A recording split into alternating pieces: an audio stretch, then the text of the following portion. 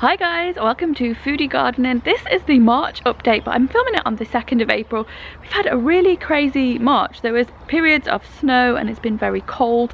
So again, not that much has changed in the garden, but I'm going to show you what has. So as we look out onto the garden, my garden runs where those paving slabs are upturned to there.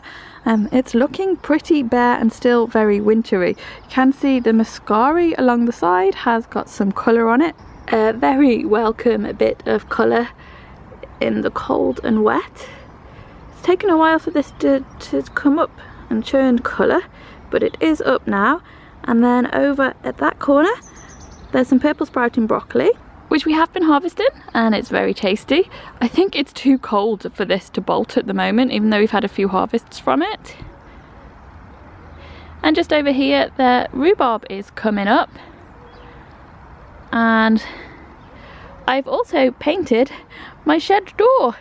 Everything in this area is still kind of messy, but I was actually given this planter as a present and I wanted it to match the shed, so I couldn't get the exact same green that I had for the shed door, which is why I ended up repainting the shed. And in this area I'm hoping to put a little seating area in there, and I've put this kind of reed fence in. So I was looking for some outdoor seating and I thought I might want a bench, but actually I can never sit very comfortably on garden benches, and I wanted something that I could more lounge around on in the garden.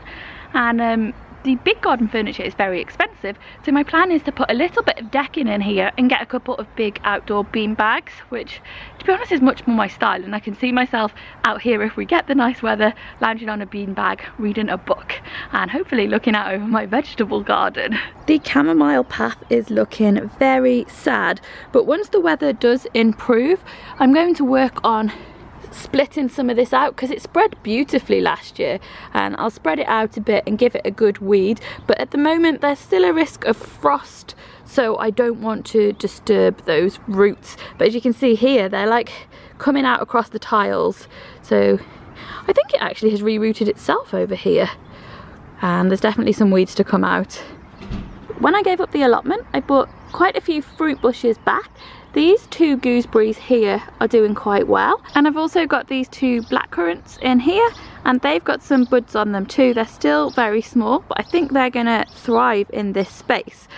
But the other bushes didn't come through, so there's a little bit of a blank space before we get to the primroses. And then I had some other indoor bulbs which I've just planted out there. So I had a couple of the forced hyacinths and I just planted what was left of them after they'd finished out here, and hopefully they'll come back next year.